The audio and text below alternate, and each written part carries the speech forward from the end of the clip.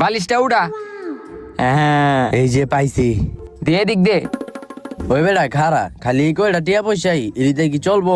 খারা ওর ভিডিওটা আবার দেখতাছি। গাইস আমি তো বালিশের নিচে কম টাকায় রাখি, আমার সব থেকে বেশি টাকা থাকে এই যে এই ডয়ারে।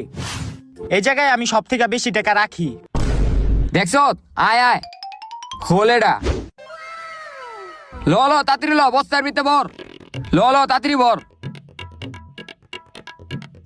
ওই বেটা টিয়া পয়সা তো পাইলাম ভালোই, এখন চন্দ্রগণ না পাইলে ভালোই তো। ভিডিওতে দেখদি দেখাইনি চন্দ্রগণ না কই রাখছে। আচ্ছা খারা দেখতাছি।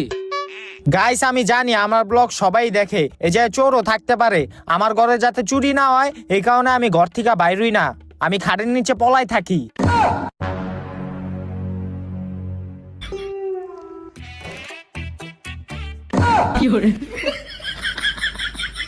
তখন কত বড় সাহস তোরা ব্লগারের ঘরে চুরি করস?